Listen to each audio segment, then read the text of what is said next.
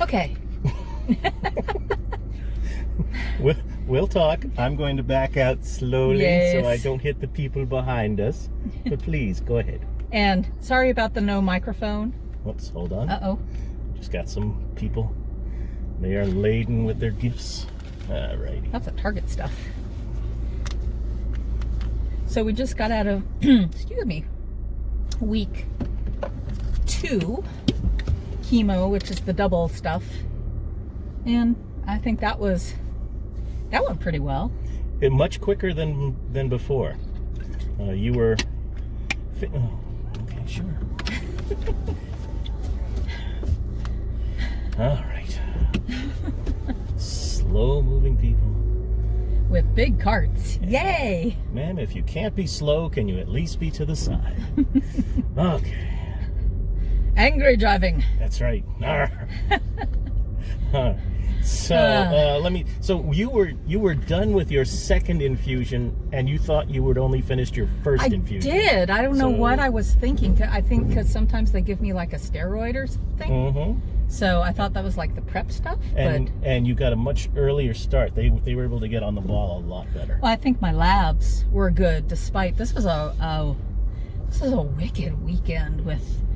I just had some bad reactions and that drove me to sleep and my usual fever, and then I had this really bad edema that I'm dealing with that it went up to my thighs, so I had to get an ultrasound, but we got the results and there's no vein thrombosis, so we're good.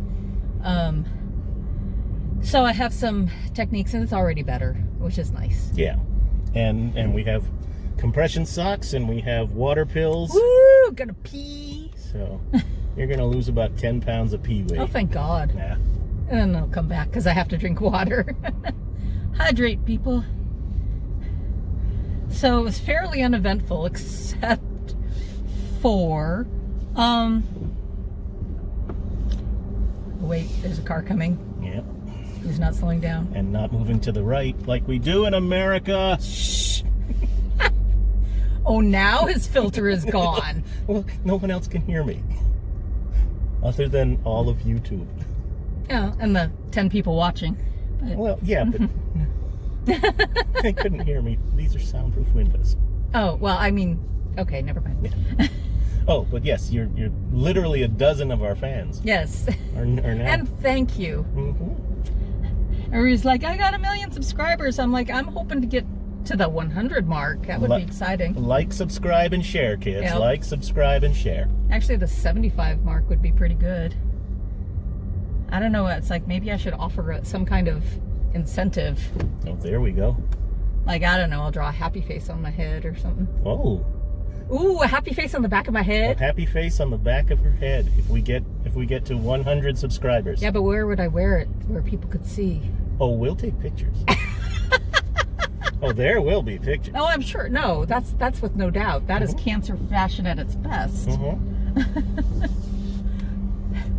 So anyway, there was a odd happening where, okay, it's a woman and her daughter, and we've seen them a couple times, and yeah.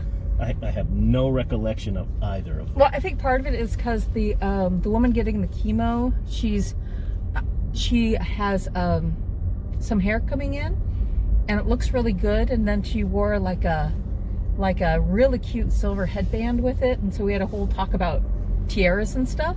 So I would remember that. Okay. And I recognized her daughter because she was there, and a couple times I could hear out of the corner of my ear when my fingers didn't hurt so much with neuropathy when I was knitting, and they would say, "Oh, she's making something beautiful." And of course, being a knitter, I'm making a hat. This is not thinking stuff, but you know, it looks like magic when non-knitters and crocheters see it, and I get it. It's fine, but okay. So I'm trying to do some professional reading, because I'm trying to increase my hours of work, and that's a really easy thing that I can do. And there's some really good book choices, and a couple that I turned to Geoff and said, "Hey, you want this for Christmas?" So it's Surprise! Yeah, so Mo Rocca gets $1 from us. Woohoo! Anyway, yeah, that's Mobituaries, by the way, if you want to look it up. It looks, I love Mo Rocca anyway, but it looks pretty good. But anyway, so I'm obviously doing, you know, because nobody reads Computers in the Library for fun.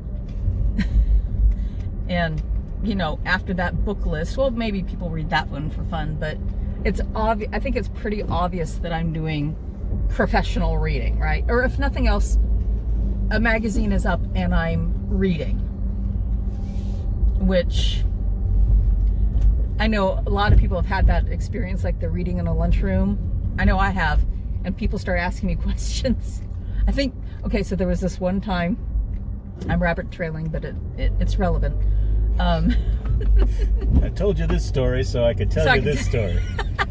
So I was working at this one library branch, and at that point I was reading for Dublin committee for the Impact Dublin Literary Award, and so I have to concentrate, and it's like right after I've had the baby, so concentrating takes double effort.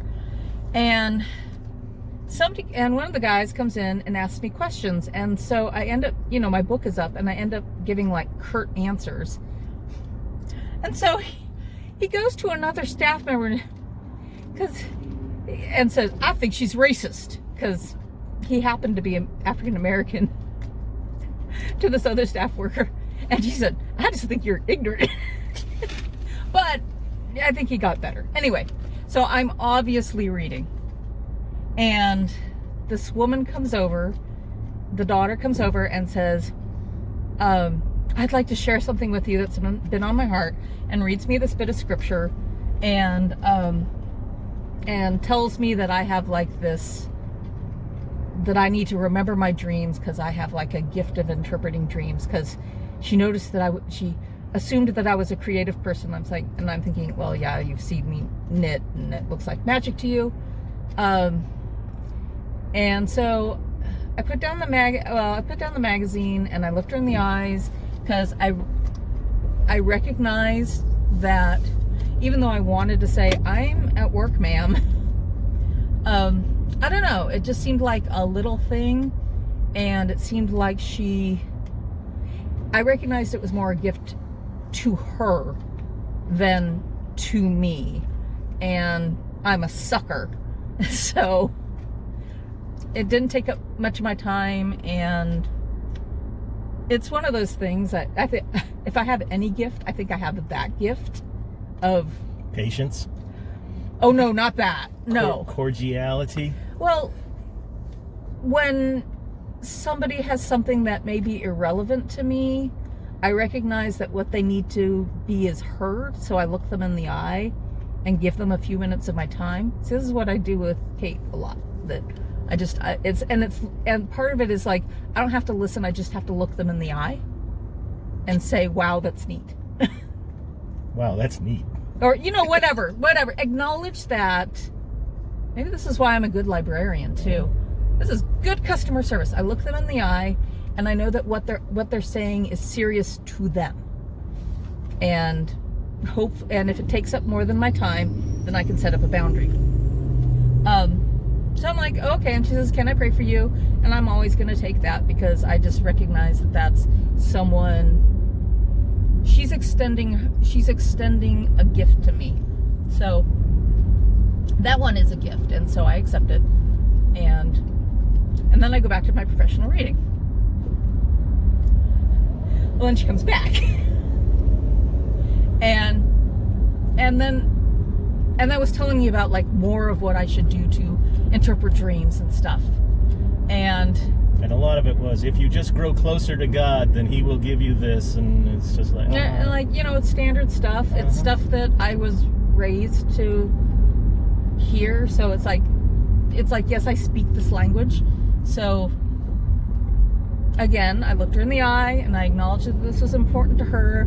Hoped it wouldn't take any longer, and I knew it that, like, if she come back a third time, like, ma'am, no. And she got a little handsy with me. I mean, it was just kind of like, it was a sweetness that rubbed my legs, and I was and I had a blanket. It was a natural thing for her, I could tell. I didn't have to say, again, set up a boundary and say, hey, I think you've crossed a line. But it was something, again, that I understood the language, so I was okay with it. But of course I'm glancing over at you and I'm watching the smirk. It's because if her mom hadn't been where she could see me, I would have been totally making the jerk off motion where you could see it. But I knew her mom would have told on me, so I didn't. And you didn't eye roll. And no, I did eye roll. It's just I kept it in here. Okay. Yeah. The mouth smirked a little bit, but I think it's because I know what it looks like, so you kept it kind of subtle. It was also to keep the teeth from grinding. Well, yes. Yeah. There was that too, because I did not know what your reaction would be to it. So that was fun times. Yes, indeed. And had I not been in my nice mode, actually it flipped through my head at one point to say, ma'am, I'm working right now, because technically I was reading a professional journal, and I'm marking what I'm got to check my orders for, and the other thing that flashed through my mind, this is during the second one, is, wow, you know what? My Sabbat said the same thing. Let me go and check all my Wiccan books to make sure I understand what's going on, because I knew that would freak her out. But I didn't. Kept it in here like I usually do, because I am too capital N nice, and I know that. But I almost said shalom as she left.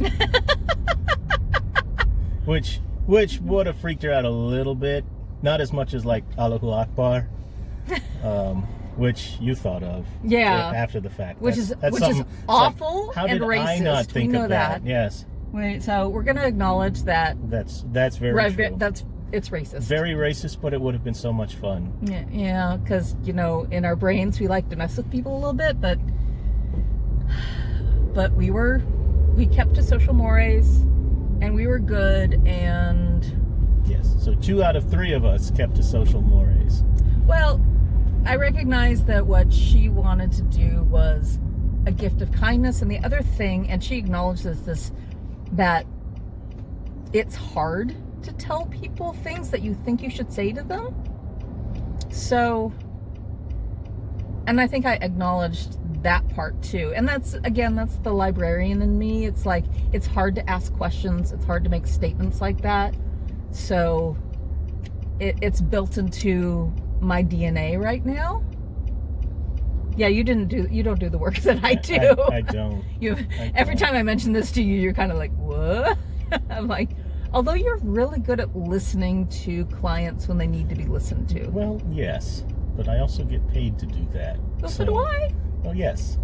Except on this occasion. But, so... I don't know. Maybe because I was doing professional reading, I considered it customer service. If we were obviously doing something else and not inviting the company... Yeah, then, I know. Coming into the company is just not to be done. Yeah. Well, I acknowledged it what it was, and I call it good customer service. And you handled it so much better than I would have. Okay. What, and just listening and saying thank you and not saying go away. I'm doing something here. So if you could please, have God come back outside of normal business hours. I recognize that for her it was a kindness and a generosity. Well, yes. And it wasn't over the top for me. It was good customer service. She was better than others I have seen. Yeah. Oh yeah. No, I think if she had gone over the top, I think then I would have pulled.